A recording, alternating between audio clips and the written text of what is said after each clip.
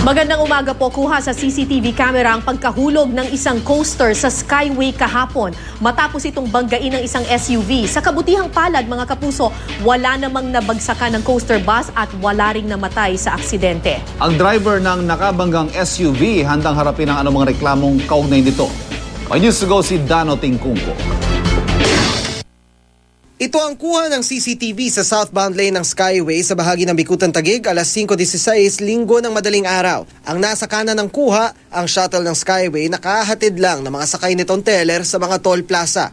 Ang nasa likod naman ng coaster, isang itim na SUV. Pagpihit ng kamera, pagmasdan ang bandang gitna ng Skyway. Biglang nagpalit ng lane ng itim na SUV, tinutukan ng shuttle at ganap na itong binangga sa likod. Nawala ng kontrol ang SUV at shuttle, nagpagewang-gewang ng lane at pagdating sa pinakakanang lane, tuluyan ng nahulog sa ibabang kalsada ang shuttle habang ang SUV na iwan sa ibabaw.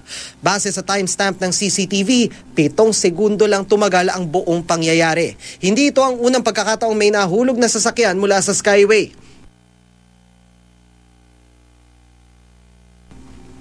December 16, 2013 ng 19 ang nasawi matapos mahulog sa Skyway ang bus ng Don Mariano Transit. Mahigit 2 buwan ang nakalipas, muli itong nangyari. Pero sa pagkakataong ito, walang nasawi. Dahil linggo, wala rin masyadong sasakyan kaya walang nabagsakan ang coaster. Kala ko nga naplatan ako ng gulong. Biglang kumalabog sa likuran ko. Tinignan ko po yung side mirror. Ngayon, may bumangga sa akin, kulay itim.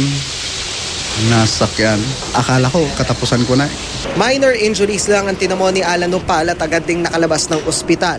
Ayon sa inisyal na investigasyon ng Skyway Traffic and Security Management, posibleng nakaidlip ang driver ng SUV na si Rax John Ereste. Iniimbestigahan pa ng pulisya si Ereste at 7 pasahero ng SUV. Wala namang nasugatan sa kanila. Ayon sa ama ni Ereste, handa naman silang harapin kung anumang reklamo ang isasampa sa kanyang anak. Ang mas mahalaga raw ngayon, ligtas ang anak at iba pang sangkot sa aksidente. Siyempre, magulang ka, mag-iisip ka rin ng pero tumawag naman siya sa akin na okay naman sila. Dano Tingkungko, GMA News.